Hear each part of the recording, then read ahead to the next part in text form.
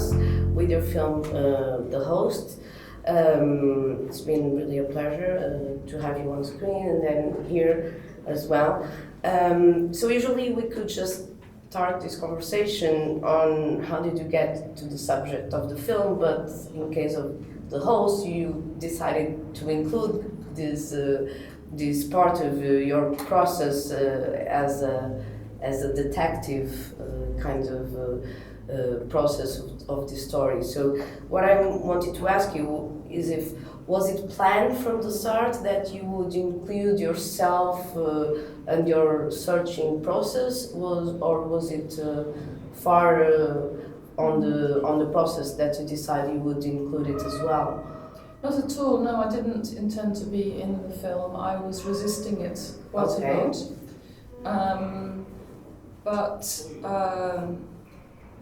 I suppose I realised that part of what the film tries to do is to reflect on how we think about the past and how we think about the relationship between the past and the present. So realising that my presence as a researcher, as a detective, trying to find out about the past, by putting that into the film and into that part of my presence within this research I was doing, made me aware of myself being part of the same history, being part of the same story that I was telling, rather than this idea that the past is something that's finished and over and dealt with. We're still in the past. Okay. So also related to this, you say in the film, I, by contrast from the doctors, have no method that will rationalize my search. It seems you start from the present and then you start dwelling in the past, and even on the time when you say that Joy says that time goes on different directions. Does this non-linear editing uses for also this purpose of the past and the present, they all kind of blur into one bigger notion of time? Yeah, I mean, I think that when you're in an archive, you have these materials from all different points in time, all in front of you, and the experience of being in an archive, which is part of what the film is an experience of time travel. You are 1 minute absorbed in one object from one time, and then you notice the marks that have been written on a document by the archivist, and that takes you to another time, so you become aware of these different levels of time that are happening when you look at one object or one photograph or one image. You start, and what the film tries to do is to make you aware of these different layers of time that exist within an image. So one time you might be looking at the subject of a photograph, a person who is standing there, but they're looking back at a photographer who is behind the camera. You become aware of that, then you might become aware of the person. The notes. Yeah, the notes around the photograph. So bringing all these things together within one image, you can be aware of all these different times. And I think film has an amazing ability to give you an experience of time, which for me is, history is an experience of time. So I think this film has something special to do. Okay, so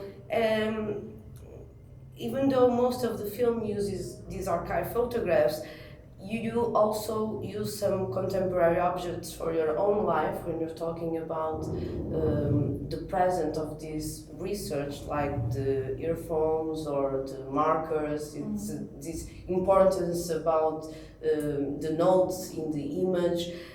What I wanted to ask you is, when did you decide that you would only use still photographs and not moving image? Was it from the beginning? Was it because of the archive that you were dealing with? Did you search for any moving images? Was not like an intention at all? I mean, the research I did in the BP archive, there are a lot of films in the BP archive which are really interesting in their own right. but I have a special fascination about the still image within film Okay. and what that does. And also because looking into the past is an enigma. It's something, you're looking at something you can never get back.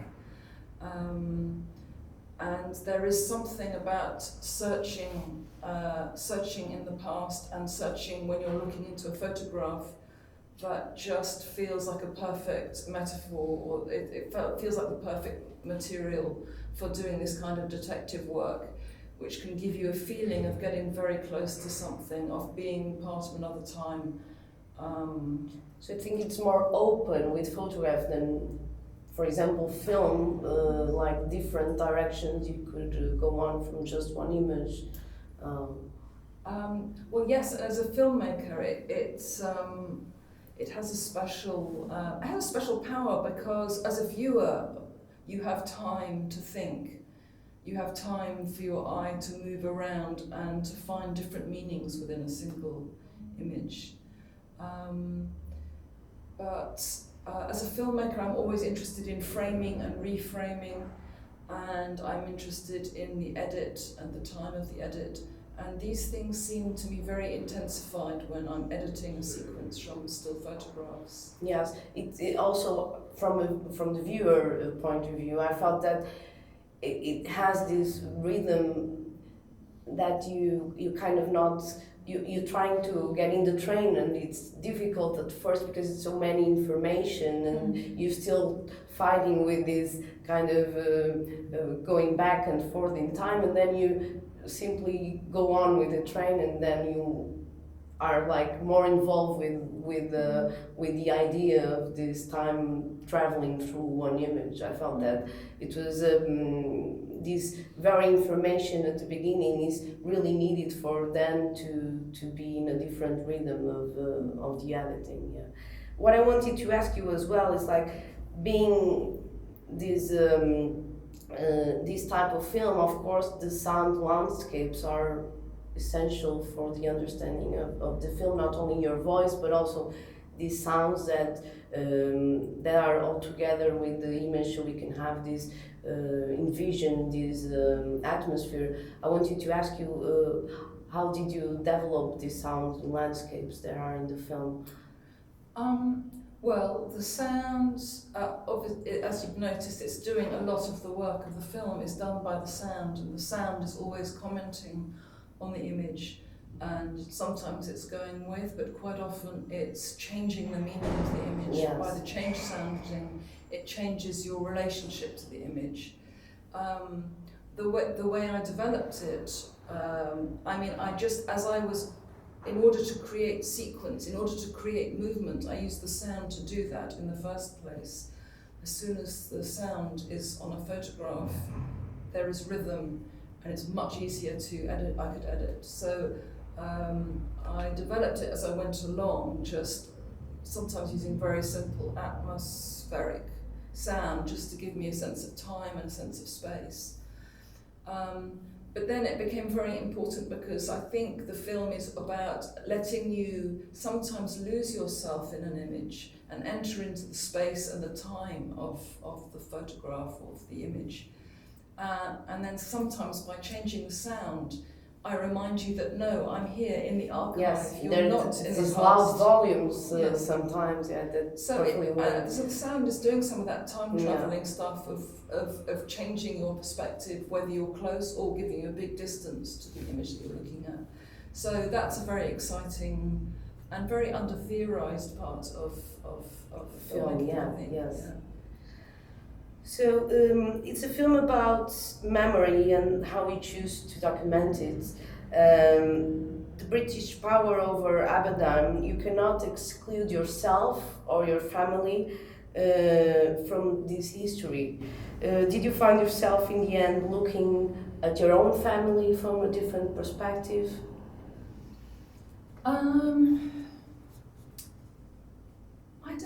I don't think so. I think in some ways, once, I said in the beginning that I was slightly reluctant to put myself into the film, and I wasn't sure about how I felt about using images from a personal archive, from my family archive, and it was the last material that I put into the film. But it was the first bit of material where I started using a voice. As soon as those images were in the film, I had to put a voice in it, and then I was in the film. But on the one hand, the photographs have a huge personal meaning because I'm looking at my parents who are no longer in the world. But on another hand, I could also recognize my own family like any other family, and in a way look at it as though I'm an anthropologist looking at my family like all the other British families who are there, and I have a bit more information about what they're doing, but it's still a question for me as to how people are in a situation without noticing what's happening around them, and how we all participate in things without recognizing. Passively, you know. Yes, yeah. And that could be my family, or it could be any family, and it could be me now. So my objective was I didn't want to make a judgment about my parents as people, but more look at the situation and the structure in which they found themselves, and this as a general pattern. Well, that actually leads me to the next question, which is, of course, this is anthropology is very important, and the host is also very political, and it tells you like how few powerful people decide the future for so many lives, not only the poor but also the not so poor. In this case, like we're talking about Kexakalu and the other film. 50 years later, we still have the same problems. It's still, I think it's even though it's a story from the past, it's also very, talks about the present and the oil issue also again. So what do you think, was it one of the reasons that you wanted to make this now? Do you think this message is important now, and these things are happening, of course, in other lives, but with in the same way that they happen with your life and your parents' life? I think on one level, the central allegory that runs through it is a metaphor about power and how power manifests itself. And in this story, by the end of the film, it suggests that this is continuing not just in this place, in this time, but it's carrying on everywhere else as well. So I guess that's a kind of more universal, about global structures of power.